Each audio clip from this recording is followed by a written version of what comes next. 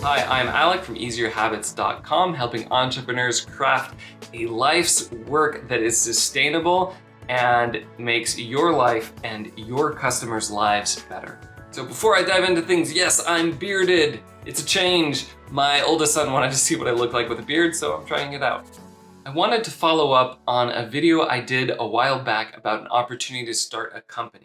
I had a connection with a professor who wanted to fix up a language learning application. It's one my wife had actually worked on developing, and she had tested out the concept with a lot of the language coaches that she is working with right now, and they were really excited about it. So it seemed like an opportunity where we could acquire a product that had already been tested, that was ready to go. I could just tweak it a little bit and then really take it over, maintain it, update it, evolve it to meet a broader audience, not just specific language learning classrooms in an institutional context. And the thing, beyond just getting a free product that has already been somewhat through the product development process, the other advantage is I just knew a good team. My wife knows a lot of life coaches. She would be great for, not life coaches, but language coaches. She would be great for business development. And then beyond that, I knew a good CEO, and I, with my programming background, would be able to take over the technical pieces and bring the technology to life. So when people want to make a big change, I encourage people to try to do some kind of smaller test version first. And that's exactly what I did. Instead of creating this company that I was really excited for potentially, I signed a contract with the professor to fix it up for a couple of classes or one particular class at the university. Limited time, limited hours. I cut him a greatly reduced rate, partially with the understanding that since he was willing to, after this project, let me take over and adopt this project for a company in personal use, I would gain from the project if it were successful. The other reason why I was potentially excited about this project was the team that I could bring to bear on it. I know someone who might be a really good CEO, and also my wife has a lot of language coach contacts that were potentially excited about the project. So she would be great for business development. She would also be great at producing content that we could sell with the product or give away with the product. And then I could take over the technical part. And all of these three people, right? Myself, my wife, this potential CEO, were people I would be really, really excited to work with. In fact, working with them would almost be more exciting than starting a company itself, which is huge. However, when I got into this particular project, of course, the professor is running this project, and it's unclear how much involved he would be in this company. I've worked very successfully with this professor in the past, who is very kind, a very good person, has wonderful, interesting ideas, and a natural born networker. There's a lot of advantages to this person. I had not worked with them as a project manager on a technical project before, and to be honest, I hated the experience.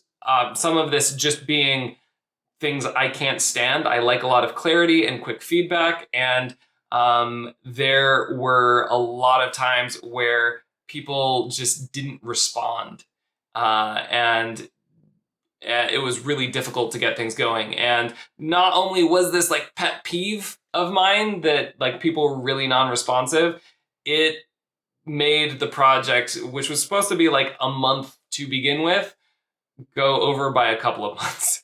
And if you can't execute quickly with a team, it's really not a good idea to start the company with that team. Now, I wouldn't necessarily be beholden to the entire team. This professor wanted to work with some students who are now working in full-time jobs, so they weren't really focused on this particular project. They were kind of doing it as a favor. And even the professor himself mentioned that he would not necessarily want to be part of the startup itself, maybe a board, but he's been there, done that. And so there might be less involvement, but still, I would feel really awkward and uncertain, and it felt like a big risk taking this professor's product and potentially having him on my board when I have a hard time technically working with them.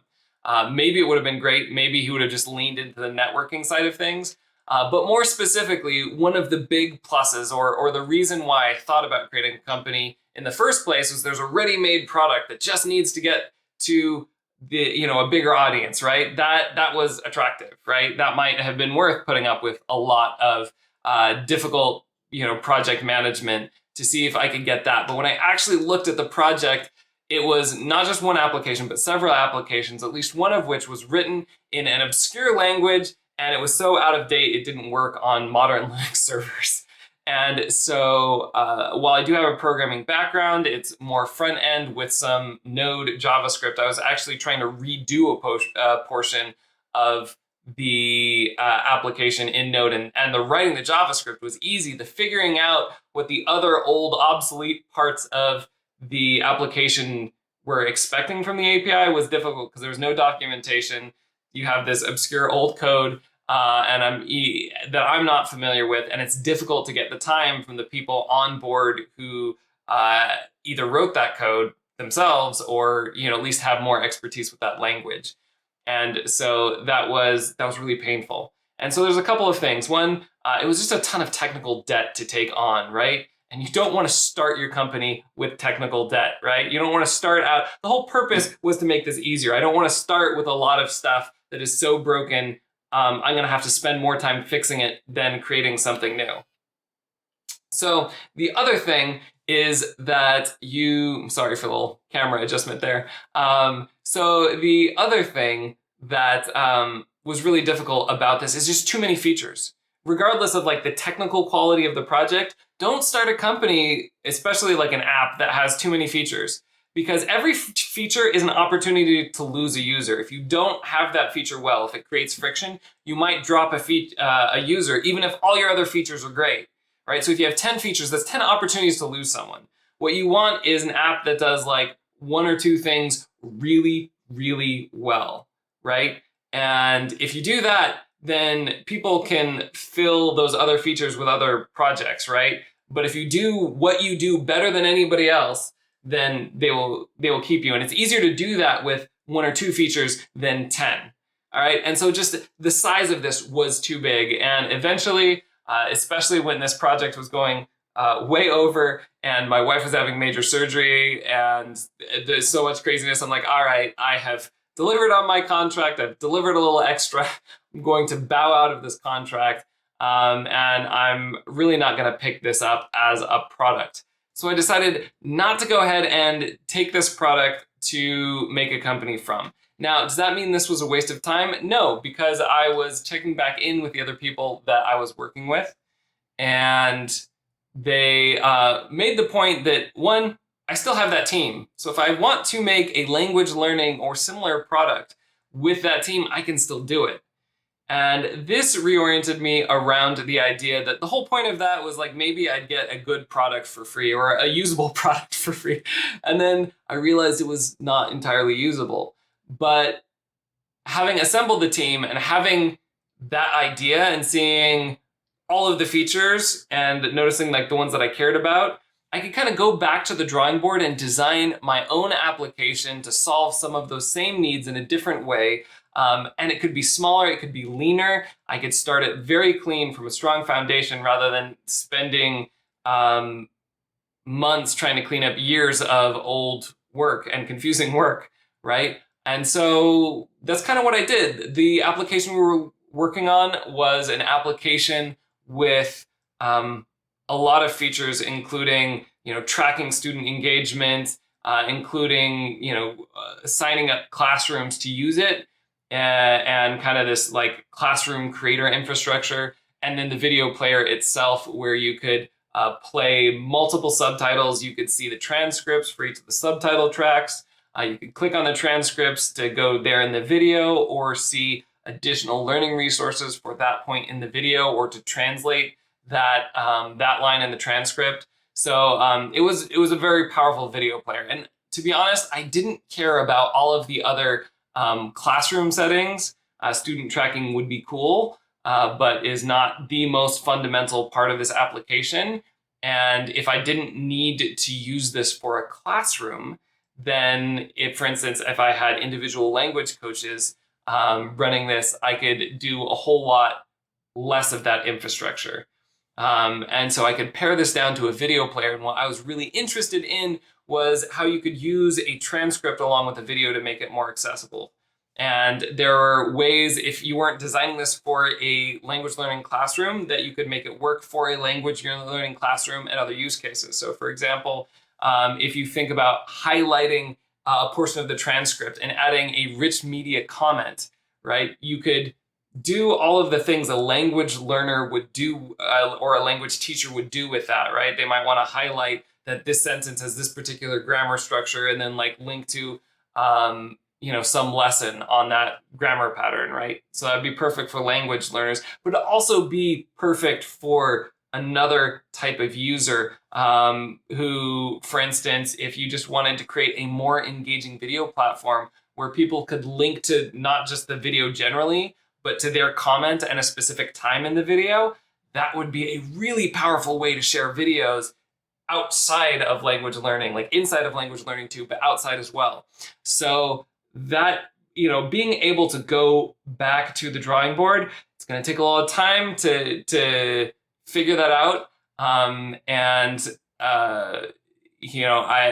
Things are a little bit busy in the fall. It's another video talking about dealing with, kids and back to school and work-life balance, I think is a video I would like to do next. So I'm figuring out when I am going to do this and particularly how I'm going to do this.